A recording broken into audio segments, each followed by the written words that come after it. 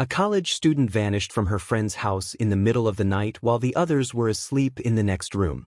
No one heard or saw anything unusual, but by morning she was gone.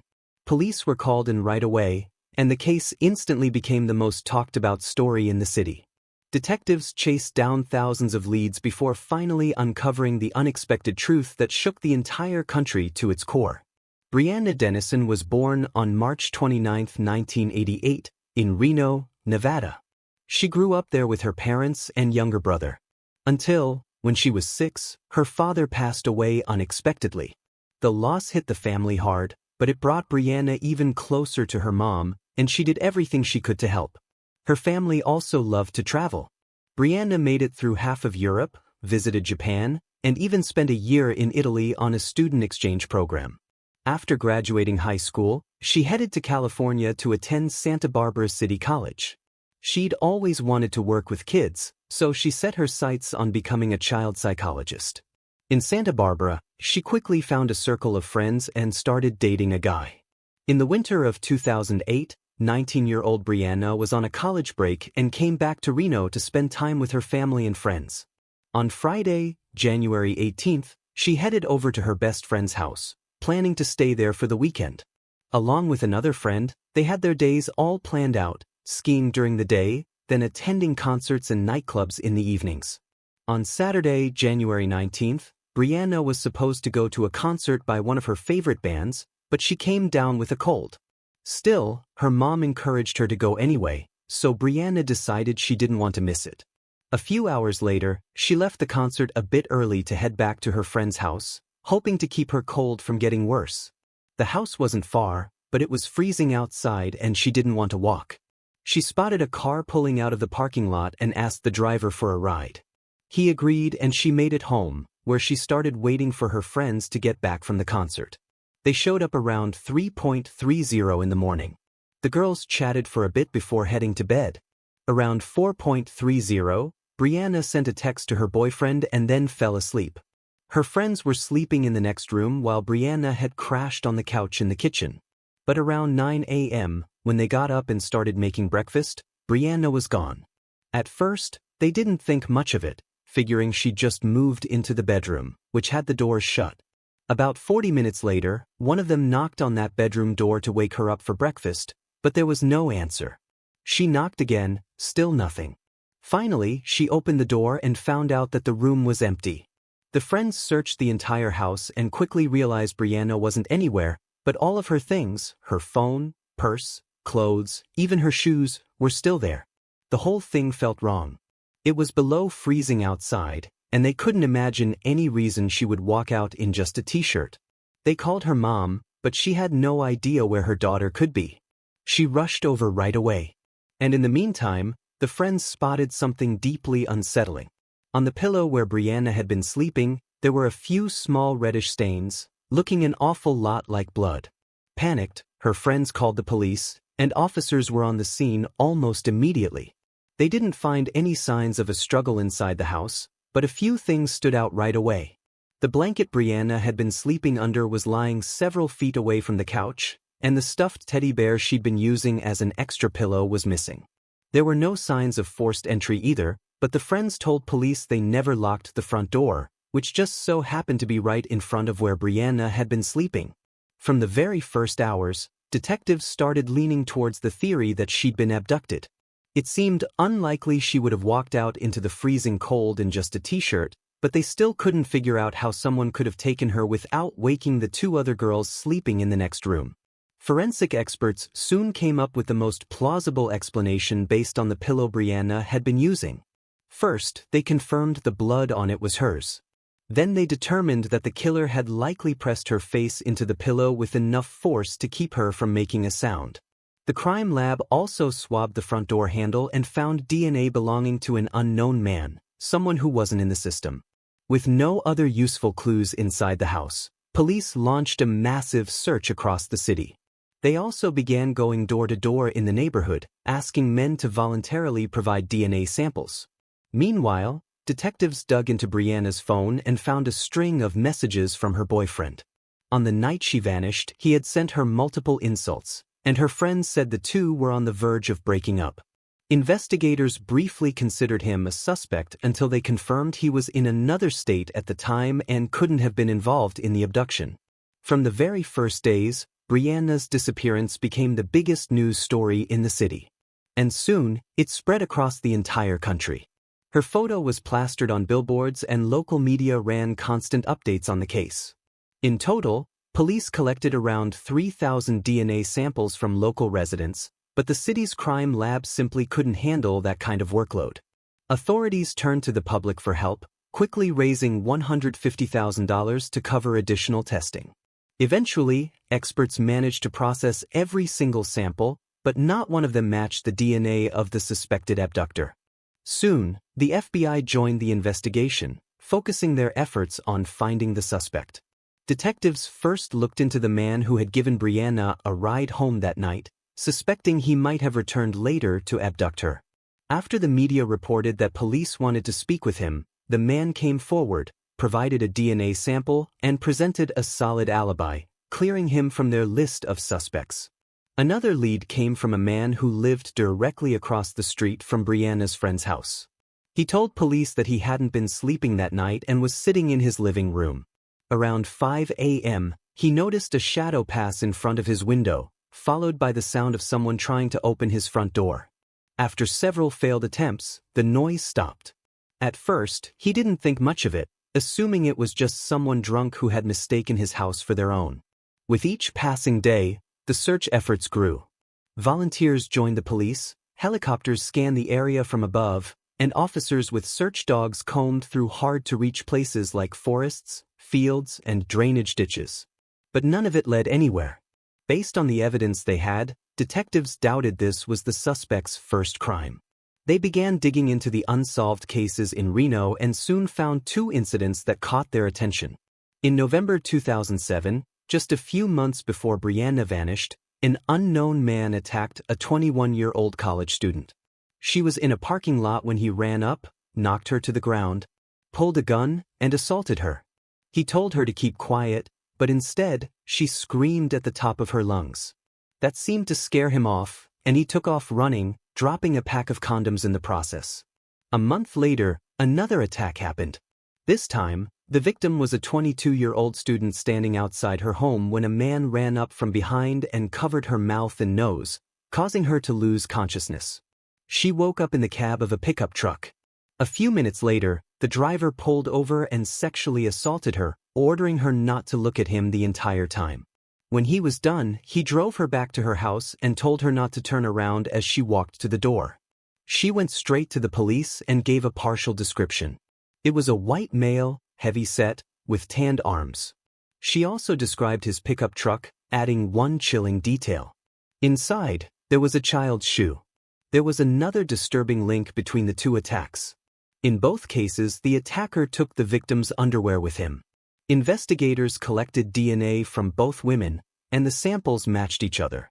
Now, detectives working Brianna's case requested a comparison with the sample from the door handle, and it came back as a match.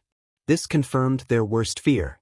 They were dealing with a serial predator who targeted women for actual assault. Once this information hit the news, another student came forward. She told police that one night someone had tried to break into her home, yanking on the front door handle so hard it actually bent. But whoever it was didn't manage to get inside. Using the description from the other two victims, police put together a composite sketch and a profile of the suspect, a man of average height, between 28 and 40 years old, with a solid, muscular build. His portrait was sent out to local newspapers and TV stations, along with a public plea for help identifying him.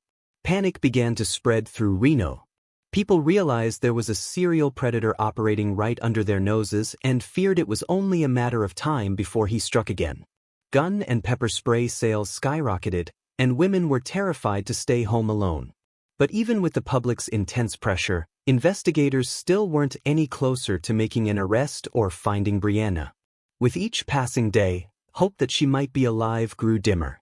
Divers were sent to search the local river for her body, joined by hundreds of volunteers braving the free and cold.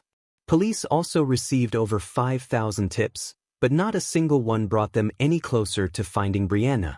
This went on for almost a month, until police finally got a call. On February 15th, a worker was heading out for his lunch break. To save some time, he decided to cut through an abandoned lot on his way to a cafe.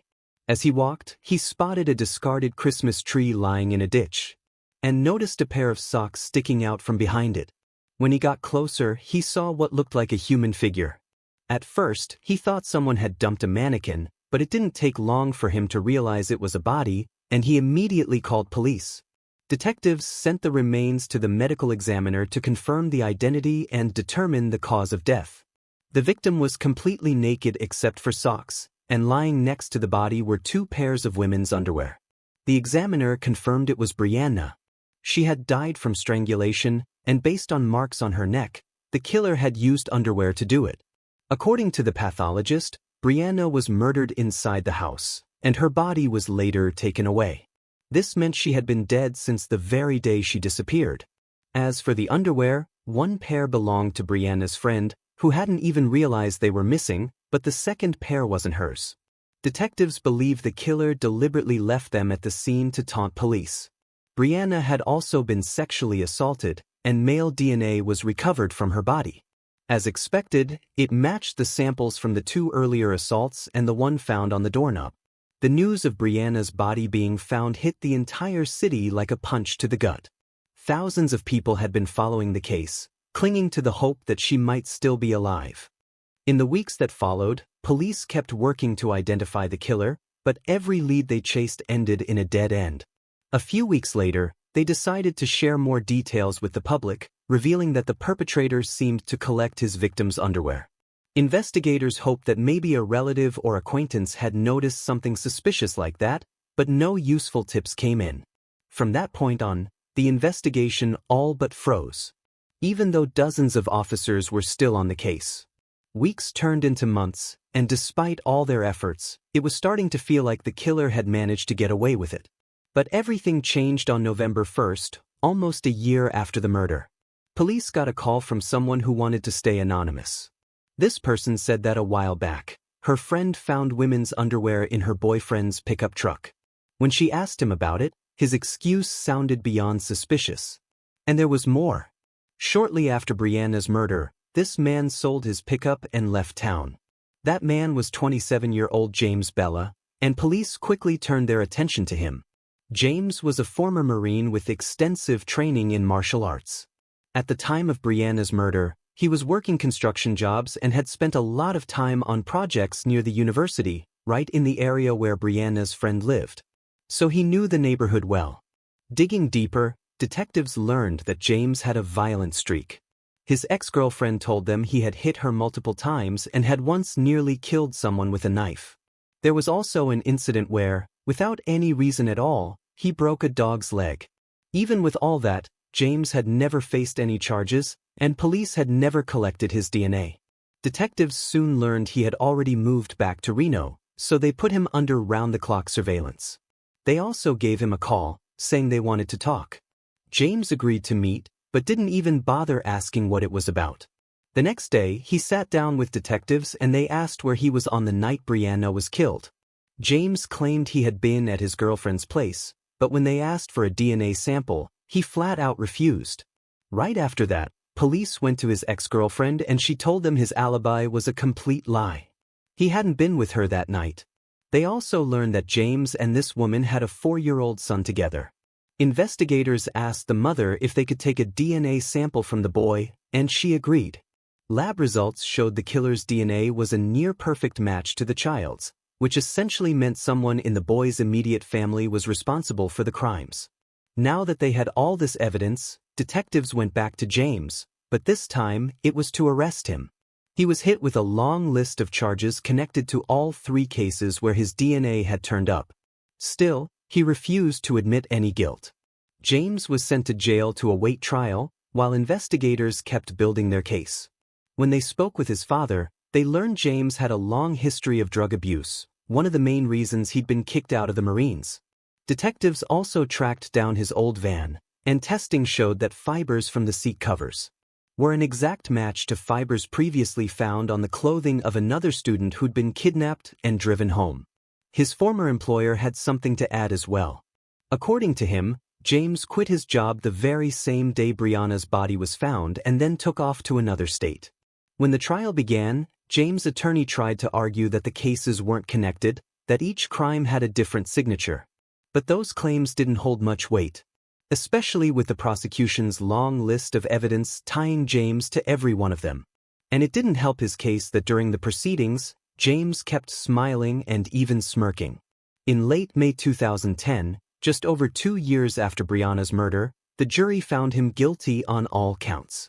That left the court to decide his sentence, and the death penalty was on the table. James' lawyer pushed hard to avoid the harshest punishment, telling the judge about his client's troubled childhood, how his alcoholic father would regularly beat him, and pointing out his good behavior in jail. None of that swayed the judge, and James was sentenced to death.